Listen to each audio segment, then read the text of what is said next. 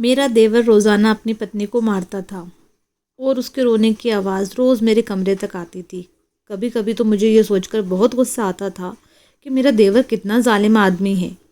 मैं सोचती थी कि उनके कमरे में जाकर देखूं आखिर किस बात को लेकर रोज़ाना उनकी लड़ाई होती है।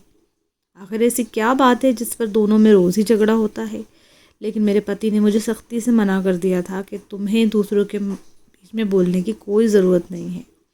एक रात मैंने अपने पति के मना करने के बाद भी अपने देवर के कमरे में चली गई और वहाँ मैंने जो कुछ भी देखा उसे देखकर मेरी आंखें खुली की खुली रह गईं। कभी कभी हम जो सोचते हैं वैसा कुछ भी नहीं होता है, उससे सब कुछ उल्टा ही होता है। मेरे साथ भी कुछ ऐसा ही हुआ था।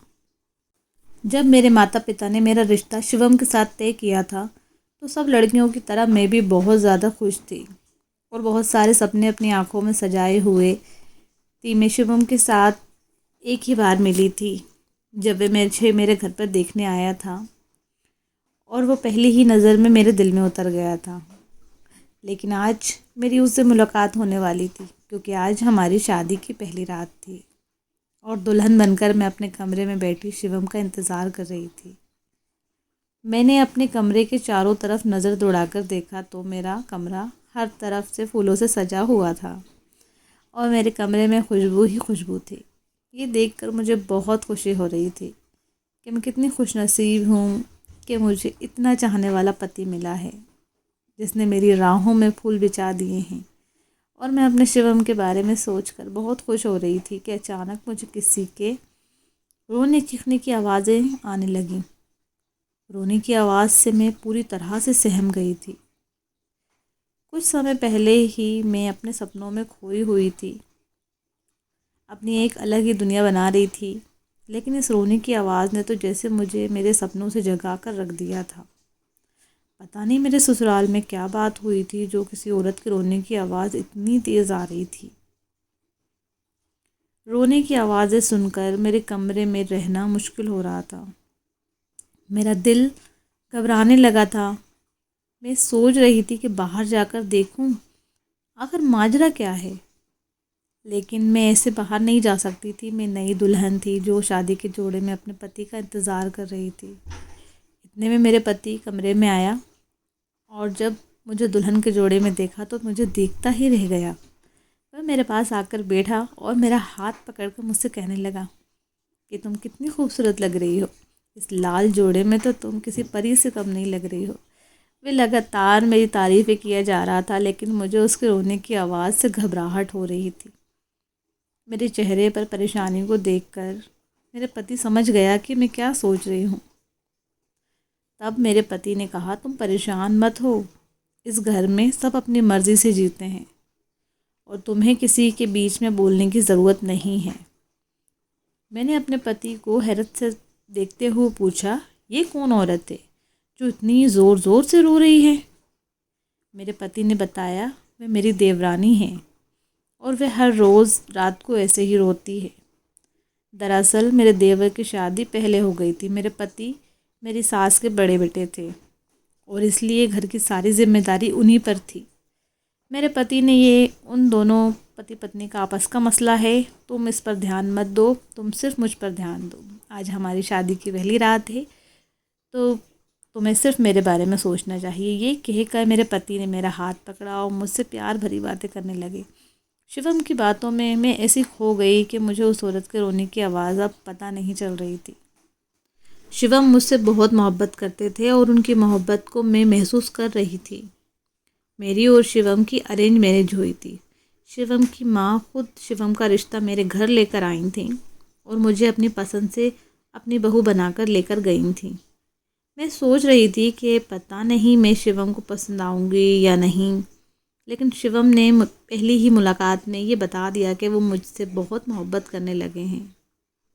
अगली सुबह जब मैं अपने कमरे से बाहर आई तो मेरी देवरानी घर में काम कर रही थी। मैंने सोचा कि उससे पूछती हूँ कि रात को क्या हो गया था, तुम क्यों इस तरह से रो रही थी। लेकिन मैंने सोचा कि हो सकता है मेरी देवरानी को मेरी बात का बुरा लग जाए, इसलिए मैंने उससे कुछ नहीं पूछा। मेरी सास ने मुझे नाश्ते के लिए बुलाया तो मैं शर्माते हुए नाश्ते की टेबल पर जाकर बैठ गई और सामने बैठे अपने देवर को देखने लगी और सोचने लगी कि पता नहीं ये अपनी पत्नी के साथ ऐसा क्यों करता है। मुझे उसको देखकर गुस्सा आ रहा था, लेकिन बाकी सब लोग घर में नॉर्मल थे, जैसे रात में कुछ हुआ ही ना हो। नाश्ता करने के बाद मेरे घर वाले मुझे लेने के लिए आ गए। मैं अपने घर वालों के साथ अपने मायके चली गई। जाने से पहले शिवम ने मुझे बहुत प्यार से कहा, मैं तुम्हारे बगैर अब एक पल भी नहीं रह सकता, शाम को मैं तुम्हें लेने आऊँगा। शिवम की ये बात सुनकर मुझे बहुत खुशी हुई। मायके जाकर मैं अपने भाइयों से मिली। मेरे माता पिता मुझे खुश देखकर बहुत खुश हुए। मुझसे पूछने लगे तुम्हारे ससुराल वाले कैसे हैं और शिवम तुम्हें कैसा लगा। सब घर वालों को बताया और ससुराल वाले बहुत अच्छे हैं और शिवम भी मुझसे बहुत प्यार करते हैं। जब शाम का समय हुआ और मेरी सास मुझे लेने घर आ गई, मेरी माँ ने मेरी सास से पूछा कि शिवम बेटा क्यों नहीं आया। तो मेरी सास ने अजीब सा जवाब दिया, कहने लगी मैं आऊँ या शिवम, क्या फ़र्क पड़ता है, बहू को तो हमारे घर ही जाना है। शिवम को ना देखकर मेरा दिल बहुत उदास हुआ, क्योंकि मैं बहुत बेसब्री से शिवम का इंतज़ार कर रही थी। और फिर हम लोगों ने खाना खाया। फिर मैं सास के साथ अपने ससुराल वापस आ गई। कुछ देर में ससुराल वालों के साथ बैठी। जब मैं अपने कमरे में गई तो मैंने देखा कि शिवम बेड पर लेटे हुए हैं। ये देखकर मैंने गुस्से से शिवम से पूछा, मुझे लेने आप क्यों नहीं आए। शिवम ने कहा, हमारे घर का यही दस्तूर है। ये कहकर शिवम ने मुझे अपनी तरफ खींच लिया और मैंने शिवम से कहा कि छोड़िए, मुझे आपसे बात नहीं करनी। शिवम ने मुझसे कहा कि तुम मुझसे नाराज़ हो, मैं तुम्हारी नाराज़गी दूर किए देता हूँ। फिर शिवम ने मुझसे प्यार भरी बातें करने लगे और मुझसे कहने लगे कि मेरे बिना उनका दिल नहीं लग रहा था, कि वो बेसब्री से इंतज़ार कर रहे थे। हम बातें कर ही रहे थे कि फिर से मेरी देवरानी के रोने की आवाज़ें आने लगीं। मैं आवाज़ सुनकर हैरान रह गई और सोचने लगी कि आखिर माजरा क्या है, क्यों मेरी देवरानी रोज़ रोया करती थी। मैंने शिवम से पूछा। वो कहने लगे, मैंने तुम्हें मना किया है, तुम पति पत्नी के मामले से दूर रहो। वे कुछ भी करें, हमें उनसे क्या, तुम सिर्फ मेरे ऊपर ध्यान दो। लेकिन मैं उस आवाज़ को इग्नोर नहीं कर पा रही थी। यही सोचते सोचते मैं सो गई। फिर अगली सुबह जब मैं उठी तो मेरी तबीयत कुछ ठीक नहीं लग रही थी। फिर भी मैं तैयार होकर नाश्ते के लिए बाहर आ गई। जब मैं बाहर आई तो कल की तरह आज भी मेरी देवरानी सबके लिए नाश्ता बना रही थी। मेरी सास और मेरी देवरानी को किसी बात पर डांट रही थी। देवर भी वहीं सब बैठे थे, सब कुछ सुन रहा था, लेकिन उसने अपनी माँ से कुछ नहीं कहा। मेरी शादी को 2 हफ्ते हो गए, लेकिन शिवम और मैं एक साथ बैठकर खाना नहीं खाते थे। पति पत्नी का साथ बैठकर खाना गलत समझा जाता था। मेरे ससुराल के नियम कुछ अजीब से थे। मैं सास के सामने बात भी नहीं कर सकती थी, क्योंकि शिवम ने मुझे सख्ती से मना किया हुआ था। शिवम भी अपनी माँ के सामने मुझसे उखड़े उखड़े रहते थे और कमरे में आते ही ऐसा प्यार बरसाते थे जैसे उनकी ज़िंदगी में मेरे अलावा कोई और हो ही ना। जब मैं शिवम से कहीं बाहर जाने की बात कहती, शिवम मुझे साफ साफ मना कर देते और उनकी ये बात मुझे बहुत अजीब लगती थी। एक दिन मेरी दोस्त मेरे घर आई और मेरी सास से पूछकर मुझे अपने साथ बाज़ार ले गई। मैंने बाज़ार में जाकर देखा तो शिवम मेरा इंतज़ार कर रहे थे। वहाँ से शिवम मुझे घुमाने ले गए। हम सारा दिन घूमते रहे। हमने रात का खाना भी साथ खाया और फिर शिवम ने मुझे मेरी दोस्त के घर छोड़ दिया और मैं अपने दोस्त के साथ ही अपने ससुराल वापस आ गई। मुझे शिवम की ये बात समझ में नहीं आई। शिवम ने मुझसे मना किया था कि किसी को इस बारे में कुछ ना बताऊं। मैंने भी ऐसा ही किया, कुछ नहीं बताया। मेरी सास मुझसे और शिवम से बहुत खुश थी, कभी भी मुझे कुछ नहीं कहती थी। लेकिन मेरी देवरानी से वे हमेशा नाराज़ रहती थीं और उसके ताने देती रहती थीं। रोज़ रात को मेरी देवरानी के रोने की आवाज़ आती और उस आवाज़ में मैं खो जाती। जब शिवम मेरा उदास चेहरा देखते तो मुझसे नाराज़ होकर कहते, तुम क्यों इस आवाज़ की तरफ ध्यान देती हो। मैंने शिवम से कहा, अपने भाई से बात क्यों नहीं करते। उन दोनों पति पत्नी का जो भी झगड़ा है, आखिर बात करके झगड़े को ख़त्म करें। शिवम ने मुझसे कहा, कोई ज़रूरत नहीं है, दोनों के बीच में बोलने की, और माँ इस घर की बड़ी हैं, माँ देख लेंगी क्या करना है और क्या नहीं करना है। मैंने सोचा भी कि शिवम ठीक कह रहे हैं, आखिर माँ को सब देखना चाहिए और उनका जो भी है लड़ाई ख़त्म करवानी चाहिए। और मैं भी जब अपने देवर को देखती मुझे उस पर बहुत गुस्सा आता था, और मैं यही सोचती कि दोनों भाइयों में कितना ज़मीन आसमान का अंतर है। एक ये है जो अपनी पत्नी पर इतना जुल्म करता है, उसे मारता है, पीटता है, और एक मेरे पति हैं जो मुझसे बस जान छिड़कते हैं, मेरे लिए कुछ भी करने को तैयार रहते हैं, मुझे अपनी पलकों पर बिठा कर रखते हैं। और ये ना जाने क्यों अपनी पत्नी पर इतना जुल्म करता है, और उसकी पत्नी बेचारी इससे कुछ नहीं कहती। एक दिन शिवम ने मुझसे कहा कि वह अपनी दोस्त की शादी में जा रहे हैं। मैंने शिवम से कहा कि मैं भी तुम्हारे साथ चलूँगी, पर शिवम ने मुझसे कहा हमारे घर की बहू दोस्तों की शादियों में नहीं जाती। ये सुनकर मैं खामोश हो गई और शिवम अकेले अपनी दोस्त की शादी में चले गए। मैं अपने कमरे में लेटकर शिवम की यादों में खोई हुई थी कि रोज़ की तरह मुझे फिर से रोने की आवाज़ आने लगी। मैंने बहुत कोशिश की कि उन आवाज़ों की तरफ ध्यान न दूं, लेकिन मुझसे चाहकर भी ऐसा हो नहीं पाता था। मेरा ध्यान उन आवाज़ों की तरफ चला ही जाता था। शिवम होते तो वो मुझसे अपनी बातों में उलझा कर रखते थे, लेकिन आज शिवम घर पर भी नहीं थे। तो मेरे पास मौका था कि मैंने सोचा कि जाकर देखती हूँ आखिर कमरे में होता क्या है। मैं चुपके से अपने कमरे से बाहर निकली ताकि मेरी सास को पता ना चल जाए, और दबे पैर मैं अपनी देवर के कमरे की तरफ जाने लगी। मैंने कमरे के पास जाकर देखा तो उनके कमरे की कुंडी नहीं लगी थी। मैंने डरते डरते उनके कमरे का दरवाज़ा खोला और मैं अंदर जो देखा वो देख के मैं दंग रह गई। मेरी आंखें फटी की फटी रह गईं कि ये माजरा क्या है। मेरे देवर देवरानी भी मुझसे अपने कमरे में ऐसे अचानक देखकर हक्का बक्का रह गए। उन्होंने सोचा भी ना होगा कि मैं अचानक उनके कमरे में आ जाऊंगी। अंदर का नज़ारा ऐसा था कि मैं अपनी आंखों पर यकीन नहीं कर पा रही थी। अंदर जाकर मैंने देखा कि मेरे देवर और देवरानी आराम से बैठकर एक दूसरे को बहुत प्यार से खाना खिला रहे हैं, और उनके पास एक मोबाइल रखा हुआ है जिसमें से ये रोने की आवाज़ आ रही थी, और ये रोने की आवाज़ मेरे देवरानी की ही थी। मेरी देवरानी ने मुझे देखकर अंदर बुलाया और अपने पास बिठा लिया, तो मैं हैरत से अपने देवर और देवरानी का चेहरा देख रही थी और कुछ देर खामोश ऐसे ही बैठी रही। हम सब एक दूसरे के चेहरे देख रहे थे। उसके बाद मैंने अपने देवर और देवरानी से पूछा कि ये सब क्या है, मेरी तो कुछ समझ में नहीं आ रहा है।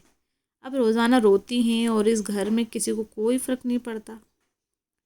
तो आप दोनों का झगड़ा ख़त्म कराने सुलह कराने आई थी, लेकिन यहाँ तो कुछ और ही चल रहा है। क्या आप दोनों मुझे बताएंगे ये बात क्या है, या फिर मैं माँ जी से जाके पूछूं? ये सुनकर मेरी देवरानी ने मुझे रोक लिया, और तब मेरी देवरानी मुझे बताया मैंने और तुम्हारे देवर ने लव मैरिज की थी।